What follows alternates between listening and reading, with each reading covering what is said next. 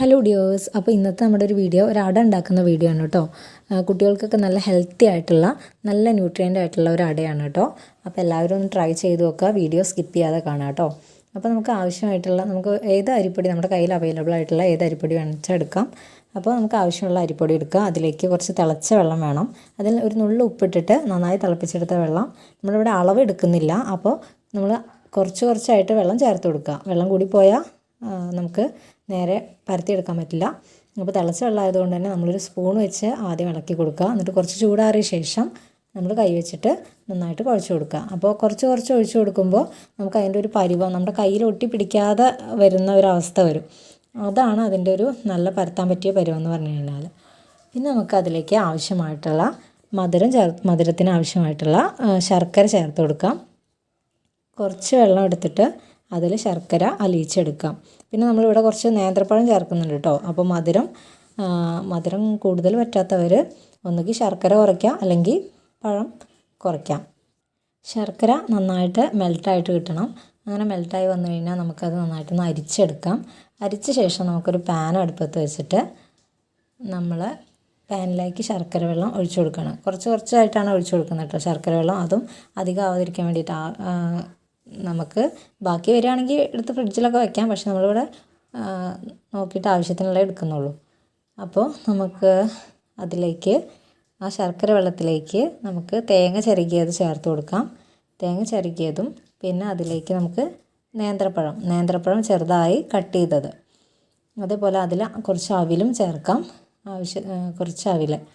പിന്നെ അതേപോലെ തന്നെ നമുക്ക് ചെറുപയർ വേവിച്ചതും കൂടെ ചേർത്ത് കൊടുക്കാം. അപ്പോൾ ഇതൊക്കെ ചേർക്കുമ്പോൾ നല്ല ഹെൽത്തി ആയിട്ടുള്ള ഒരു അട ആയി കിട്ടും കേട്ടോ നമുക്ക്. എന്നിട്ട് നമുക്ക് നന്നായിട്ട് ഇതൊന്ന് വഴറ്റിയെടുക്കണം. അതിലെ വെള്ളം നന്നായിട്ട് വറ്റി കിട്ടണം. അല്ലെങ്കിൽ ഈ വെള്ളത്തോട് കൂടിയിട്ടാണ് നമ്മൾ അടയിൽ ഇട്ട് കൊടുക്കുന്നതെങ്കിൽ അത് വെള്ളം അങ്ങനെ ഒലിച്ച് ലീക്കായി പോവും. അപ്പോൾ നമുക്ക് ഇതിലത്തെ വെള്ളം നന്നായിട്ട് വറ്റിച്ചെടുത്തിട്ട് നമുക്ക് പരത്തി വെച്ചിരിക്കുന്ന അട, അതായത് വാഴൻ്റെ ഇലയോ അല്ലെങ്കിൽ നമ്മുടെ ഇവിടെ കിട്ടുന്ന എന്ത് ഇലയാണെങ്കിൽ നിങ്ങൾക്ക് എടുക്കാം. വാഴൻ്റെ ഇലയാണെങ്കിൽ അതൊന്ന് അടുപ്പിലോ അല്ലെങ്കിൽ ഗ്യാസിൻ്റെ പുറത്തോ കാണിച്ചിട്ട് ഒന്ന് വാട്ടിയെടുത്ത ശേഷം അതിലൊന്ന് നമ്മൾ കുഴച്ച് വെച്ചിരിക്കുന്ന മാവ് പരത്തി കൊടുക്കണം. പരത്തി കൊടുക്കുക പറയുമ്പോൾ ഒന്ന് ജസ്റ്റ് ഇങ്ങനെ പരത്തിയിട്ട് കുറച്ച് വെള്ളം ഇങ്ങനെ തൊട്ട് നനച്ചിട്ട് ഒരു ഗ്ലാസ്സിലോ ഒരു പാത്രത്തിലോ കുറച്ച് വെള്ളം എടുത്തിട്ട് ഇങ്ങനെ കുറച്ച് ആ വെള്ളത്തിൽ തൊട്ട് പരത്തി കഴിഞ്ഞാൽ കുറച്ചും കൂടി സുഖമായിട്ട് നമുക്ക് പരത്തി കിട്ടും കേട്ടോ.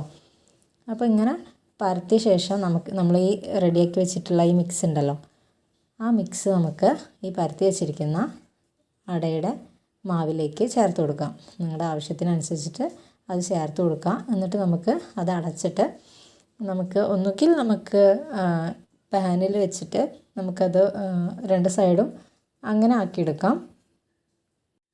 അല്ലെങ്കിൽ നമുക്കൊരു ഇഡ്ഡലി തട്ടോ അങ്ങനെ സ്റ്റീമർ എന്തെങ്കിലും വെച്ചിട്ട് നമുക്ക് ആവിയിൽ വേവിച്ചെടുക്കാം കേട്ടോ. നമ്മളിവിടെ ആവിയിലാണ് ചെയ്തെടുക്കുന്നത്. ആവിയിൽ നമ്മൾ ഒരു ഇഡ്ഡലി തട്ടിൽ നമ്മൾ തയ്യാറാക്കിയ അടകൾ ആവിയിൽ വയ്ക്കുന്നു. അതേപോലെ കുറച്ച് സമയം കഴിഞ്ഞിട്ട് നമുക്കത് തുറന്ന് നോക്കാം. തുറന്ന് നോക്കുമ്പോൾ നമുക്കത് ഇലയിൽ നിന്ന് വിട്ട് കിട്ടുന്നില്ലെങ്കിൽ നമുക്കത് ആയിട്ടില്ല എന്നാണ് മനസ്സിലാക്കേണ്ടത് കേട്ടോ. നമുക്കിവിടെ ആദ്യം തുറന്ന് നോക്കിയപ്പോൾ അങ്ങനെ വിട്ട് കിട്ടുന്നുണ്ടായിരുന്നില്ല. പിന്നെ നമ്മൾ കുറച്ചും കൂടി നേരം വെച്ചപ്പോൾ നമുക്ക് കറക്റ്റായി കിട്ടി കേട്ടോ. അപ്പോൾ ഇതിന് കറക്റ്റായ പരുവം ഇലയും അടയും വേറിട്ട് വരും കേട്ടോ. അപ്പോൾ എല്ലാവരും ട്രൈ ചെയ്ത് നോക്കുക. Thank you.